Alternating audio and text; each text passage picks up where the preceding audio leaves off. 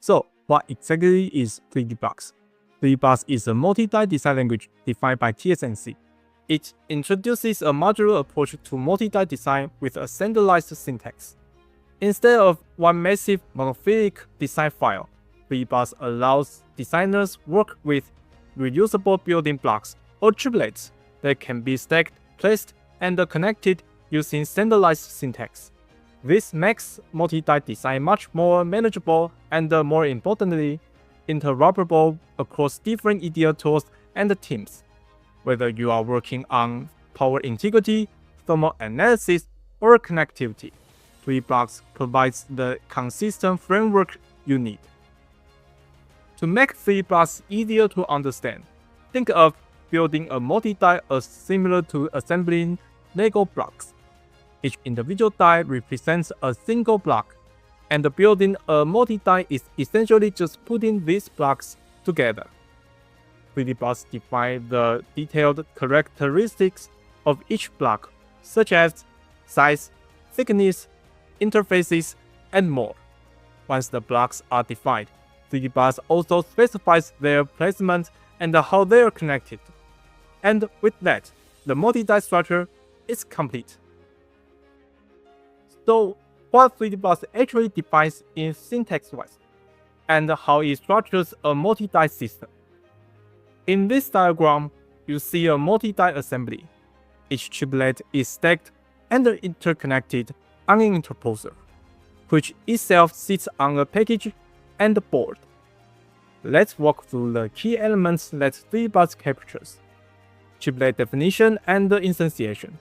Each chiplet is firstly described individually, its dimensions, type, and properties. Then, those chiplets are instantiated and placed into the larger system. This allows for reuse and modular design, just like assembly predefined components.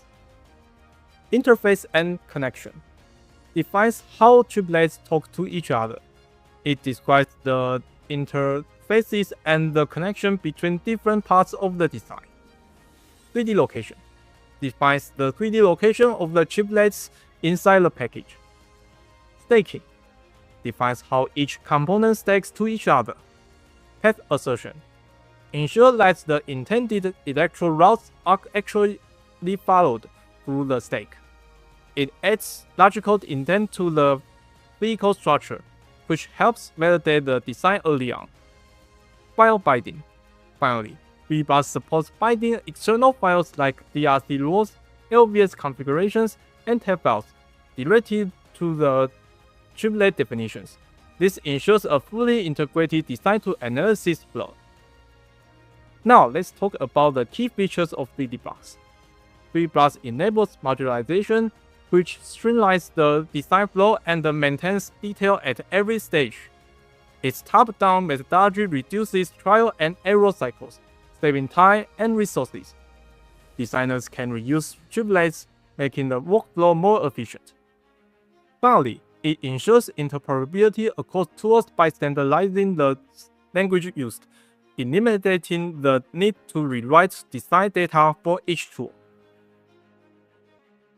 Compared to the traditional vehicle-based or connection-based design flow, 3D Blocks can support multiple ways to describe and validate your multi-die design, including 3D locations, logical connections, assertions, and a hierarchical structure. 3D Blocks provides a complete, unified view of multi-die design, bridging the gap between vehicle layout, logical connectivity, and design validation. Now, let's look at how a 3D Blocks-based design is actually built. This flowchart shows us the construction stages of a multi-die system using 3D Blocks, broken down into 4 clear steps. Chiplet definition. First, each chiplet is defined individually. This includes its type, size, thickness, and any physical details like regions and coordinates. For example, here we see definitions of an SoC and HBM memory die and an FRDO interposer. Those chiplets are the building blocks of the design. Chiplet instantiation. Once the definitions are in place, we move to instantiation. This is where place specific copies of those chiplets into the design. SoC1, SoC2, HBM1, and FRDO1 are all instances created from the original template. This step is key to building a hierarchical and reusable design.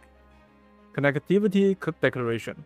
Now that our chiplets are instantiated, but we haven't connected them yet. For this step, we declare physical connections relation between chiplets by their interface definition. Those declarations ensure the design tools know exactly how parts are linked and binded. Path assertion. Finally, we have path assertion. This tells the connectivity that we know by design intention that should exist. The tool that uses FreeDBus will follow this path assertion and make sure from top to bottom this assertion is connected as expected. FreeDBus can be used for lots of different applications, such as PDN analysis, STA, DRC, LVS, and thermal analysis. As now we might already know that a complex multi-die design analysis takes lots of preparation time without standardized multi-die language. Let's take thermal analysis as an example. Typically, you need hundreds of scripting code and hours of working effort to simply describe the 3D stacking structure, connectivity, and the thermal material information binding. Also, if you are working on the design and switching between different vendors, you need to do all the effort again and again. But with FreeDBus defined language, the thermal simulation model can be modeled with few lines of code, and the pre-simulation effort can be minimized. On the other hand, FreeDBus platform enabling interoperability across multiple EDA vendors. Because it's a standardized language, you are not locked into single vendor's ecosystem. You gain flexibility, consistency, and portability. Here comes to the conclusion. FreeDBus design language is a standardized modular design language that supports design reuse, ecosystem interoperability, and automation. Also, accelerates downstream analysis across EDA tools at the same time. Ultimately, significantly reduces multi-die design time and effort. By using FreeDBus, designer can easily perform analysis such as EMIR, thermal, SIPR, and so on, without worrying about the data exchange issue and the data correctness.